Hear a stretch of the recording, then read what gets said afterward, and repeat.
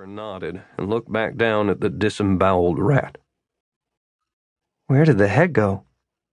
That's how you know it's Lucifer. He never leaves the heads. I don't know what the heck he does with them. Are you two gonna just stand there staring at the dirt or give me a hand? Uncle Leo climbed the fence from the outer pig pen and clomped through the mud over to them. Both boys stood up. Good. Wayne, go and grab me that curved knife over there. Wayne's eyes lit up. We cutting the nuts off that pig today? Uncle Leo chuckled. Don't let him hear you be so excited about it. Put yourself in his shoes. Jasper just stood there dumb, while Wayne ran to the far wall for a knife that looked like a giant hook. Did he say cutting the nuts off? His uncle tapped his shoulder. Wake up, Jasper. I need a few lengths of rope, that wall over there, all right? The boy nodded and walked over to the sidewall and pulled 2 circles of braided horsehair down from a nail.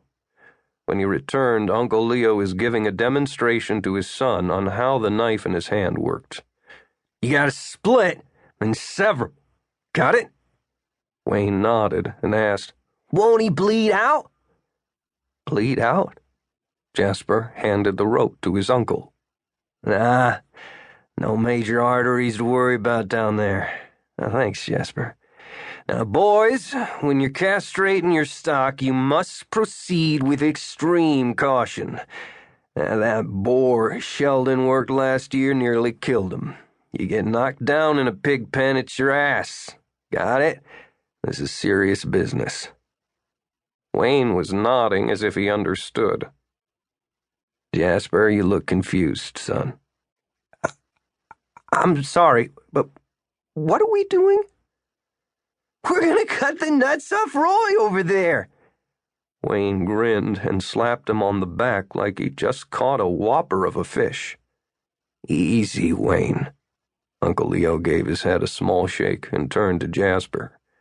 What your overly enthusiastic cousin over there is trying to say is that we have to castrate that pig. Jasper felt sick. Why? 'Cause if we don't, he's liable to go wild and hurt the other pigs. Wayne explained as though this were common knowledge. Nuts make you wild? Jasper frowned and fought the urge to grab his own. Not wild, aggressive, bullish. We want happy pigs in this pen. Uncle Leo was trying to reassure him, but it still didn't make sense. Why would a pig be happy without his nuts? Jasper wanted to ask, but held his tongue. Besides, Uncle Leo continued, 1 boar is enough to keep the whole county in piglets for years, and that boar belongs to Arthur Hoyt over the hill there. So, we ready? Jasper was not, but he stood his ground and followed his uncle's orders. You gotta grab and cut quick or the pig will eat you alive, and it will eat you if it gets a chance. Uncle Leo laughed like this was a joke as he led a medium-sized pig into the holding stall and shut the door.